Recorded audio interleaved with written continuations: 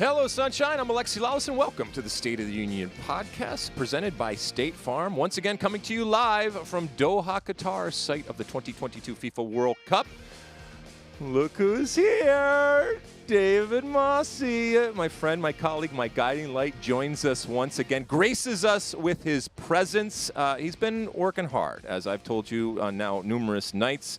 He's picking and choosing his moments, but when they arrive, savor them. Savor them like a prime steak. And usually it coincides with a little team called Brazil doing well, as it does tonight. Mosse, how you doing, my friend? I am doing well. Not only am I here, but you have no idea how close we came to the first ever David Mosse State of the Union episode because you took your sweet time getting over here, and I was ready to go. I was right behind us across the way. The great Piers Morgan was doing his show, and he invited me on, so I was doing an interview with him, and that was fun, and I apologize. Couldn't be helped, but there is plenty to get to. Shall we dig into the soccer that came today? Let's do it. Last day of 4 windows a day of games. Obviously 4 games. Tomorrow we kick off the 2-window 4-game days. But let's start with the goals, because there were a lot of goals in what is our early afternoon game. Let's start with Cameroon. Serbia ended up 3-3. I'm not sure there's a lot of people out there that predicted this score. My Serbia, they're going to have to get their act in gear here. Ultimately, a good result to a certain extent for Cameroon. For Serbia, as we mentioned, I think they have to win their final game, provided that Cameroon loses to your Brazil. Crazy game, nutty game. Serbia scores 2 goals right at the end of the first half, and I think, it's done. I mean, usually you score a goal right leading in the half. It's a bad thing for the opposition team, but credit to Cameroon. They found a way and fought their way back in just a nutty, nutty game. Yeah, when Mitrovic scored to make it 3-1, I thought it was done and dusted, and then 2 goals in quick succession. Abubakar comes on and changes the game, gets a goal and an assist, that beautiful scoop. The scoop to dupe. And then assist Choupo-Moting. And Cameroon do have some dangerous attacking players up there with Toko Ekambi and Abubakar and Choupo-Moting, and they came through when they needed them to, so they get a point. Yeah, I was high on Serbia too, not as high as you, who had them going all the way to the final in your bracket. But, still could happen. Yeah, it could.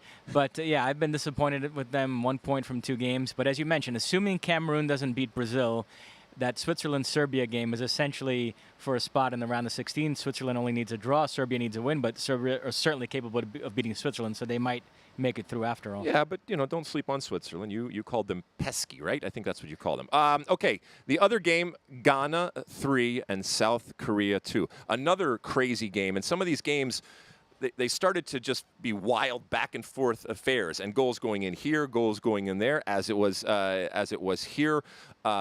Ghana and South Korea trading goals. Ultimately, it ends up being Ghana with a huge 3 points against South Korea. I'm not sure there's a lot of people that predicted that either. Yeah, I got to say, when South Korea got it back to 2-2, it seemed like they had all the momentum. Yep. So give Ghana credit for them to come back and get a winner. And we got to see in this game a guy who I think is one of the best young players in the game, in Mohamed Kudus, plays for Ajax. He scored twice. So, we've talked about Cody Gakpo being a real breakout star in this tournament. Kudus is one as well. So big W for the Black Stars. Do you think it's big enough, because obviously his price is being elevated with every passing game here, do you think it's big enough where a transfer happens immediately? Well, how do you think it's going to play out for these transfers coming in January? It's strange, right? Because we're still in the middle of the club season, so I suspect there'll be some movement in the winter, but the major moves will still occur in the summer. I think so. Okay, the third game is Portugal. Excuse me. We'll just go to Brazil, Switzerland, right? Or do you want to save that for that last? You want to whatever you want. You want to save it, don't you? Sure. All right, we'll save it. So we'll go to Portugal 2, Uruguay 0, and. We're just coming on air here, and the breaking news is that Cristiano Ronaldo did not score, despite his claims that it did touch him. I was just with Piers Morgan, and he said that Cristiano texted him from the locker room saying that he believes that that it touched his head. So, who knows? That may or may not have actually happened. It's a pity that FIFA does not recognize Cristiano's halo as part of his being there. Regardless, it's a good win for Portugal. Again, they kind of freeform it, which is fine, and they can get away with it until they can't get away with it. How'd you see this one from a Portugal perspective and from an Uruguay perspective? Well, first off, Piers and Ronaldo have forged quite the relationship. They're this generation's Howard Cosell and Muhammad Ali. Right? But I thought actually Portugal played pretty well. This was it was kind of a tactical battle, but as the game wore on, I thought Portugal's class shone through. They were the better team, and Bruno Fernandes played very well in the first game, comes back and scores 2 goals here. I don't think Ronaldo touched it, so I thought that was the correct ruling on that.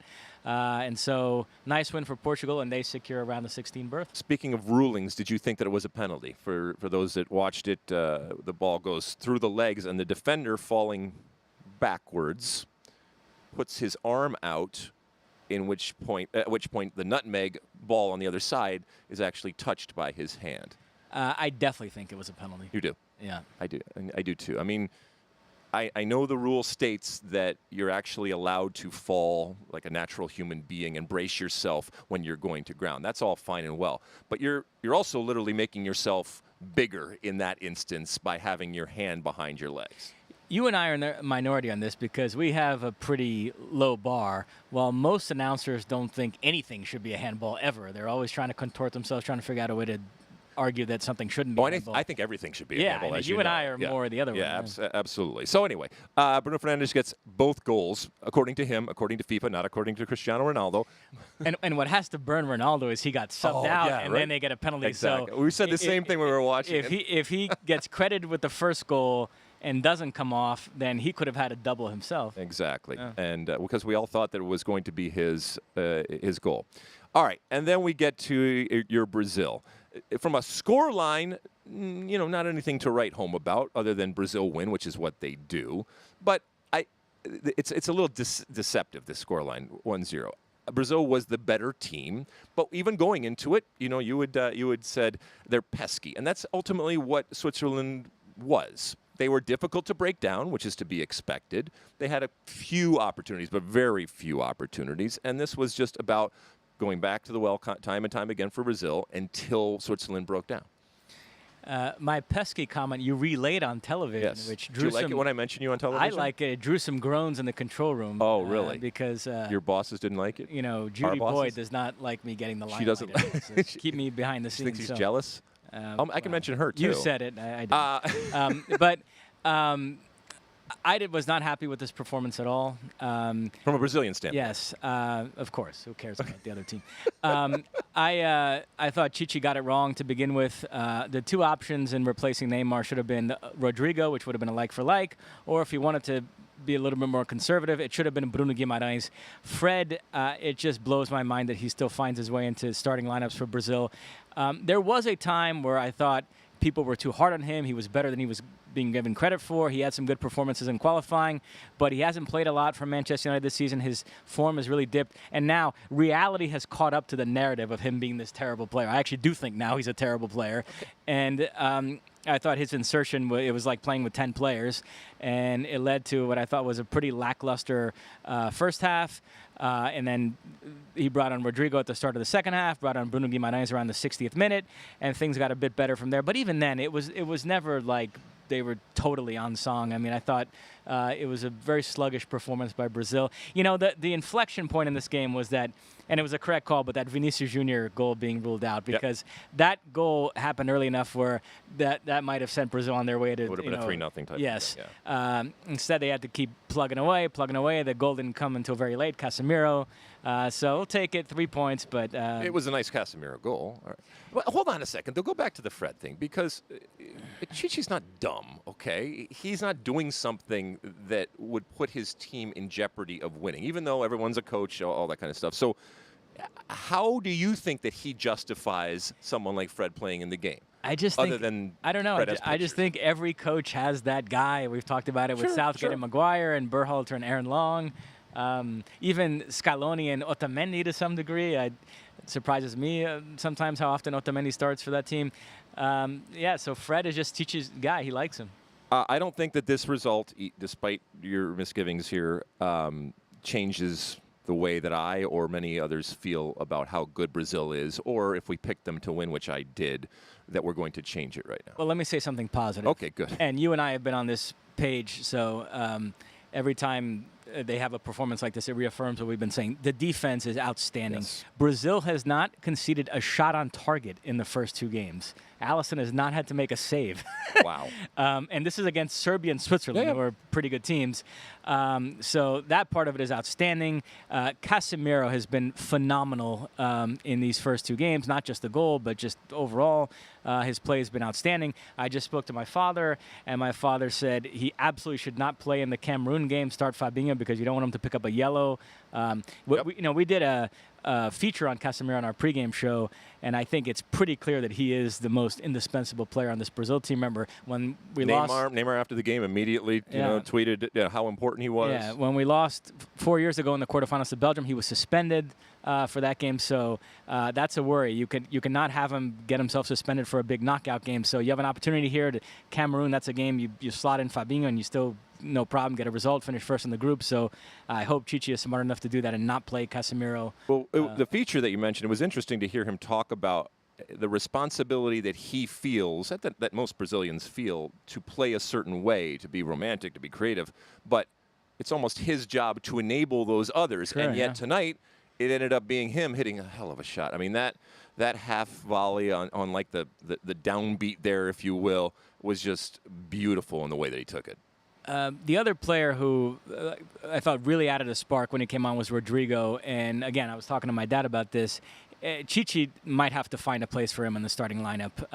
Rafinha, I thought, was a little bit better today than in the first game. Had that one beautiful cross to Vinicius in the first half. But overall, still not providing enough. Anthony, when he came on, wasn't that good. Rodrigo is just in much better form than those guys, and he's versatile, so there's different ways you can get him in the lineup, and I think Chichi has to figure something out there, even when Neymar comes back. I think there's a world where you can play Vinicius, Neymar, and Rodrigo in the same lineup, and Chichi needs to get creative and figure that out. And again, Bruno Guimarães has to be ahead of Fred in the central midfielder pecking order. He wasn't even that good, but even him just being okay by his standards was an improvement over Fred. So, oh, my goodness. Hey, I had another Mosse call. Some guys showed up behind the set again and asked for you. So I debated calling you, but I knew you were knee-deep in it. I had to explain to them that, no, they're not going to get their moment with David Mosse. But the guy I took a picture with yesterday posted it on Twitter. So, oh, really? Yeah, got a nice reaction. Nice. Well, you had your credential on. You probably got in trouble for that. Yeah. Don't worry about it. Quick, we are on the eve. Well, now we're actually on the day when it comes to the U.S.-Iran game. Quick preview for the folks out there. What do you envision for this? It's going to be tough. I think there's a lot of Algeria 2010 parallels. Okay. But I think it ends the same way. The U.S. finds a way to get a goal late. 1-0 U.S., they go through. To your point, I think that Iran is going to bunker. I think that it's going to be very difficult to break down. I think that this U.S. team, if under Greg Berhalter they actually are this progressive, evolved type of team, then there is plenty of talent there to be able to break it down.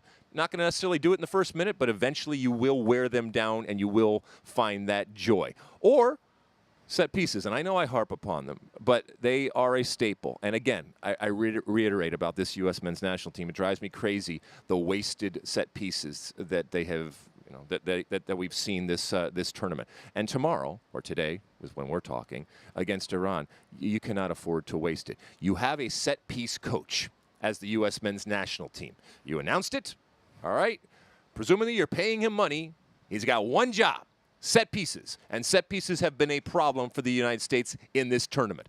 Tomorrow, they cannot be a problem, because if and when you are coming and that onslaught is coming against Iran and those corners are happening or they're fouling and those opportunities happen in the set piece, we better damn well have something up our sleeve. And the service better be good, and the opportunities better be good, and the understanding of what you're doing better be good. All right. Anything else, Mosse, before we go? Well, last thing for me, only 3 teams through to the round of 16, France, Brazil, and Portugal. Only 2 teams eliminated, Qatar and Canada. Everything to play for, yep. Those are abnormally small numbers going into the last set of group matches if you compare it to past World Cups. So we have a lot on the line still the next few days. Should make for some fun stuff. As I mentioned, while there continue to be 4 games on these third game of group play days, they are simultaneous play.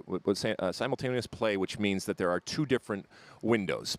Less work for us to a certain extent, but obviously there are 2 games going on, so one game will be on Fox, one game will be on FS1, and we will bring all of the action to you. Anything before we go, Mosse? You want to say hello to anybody?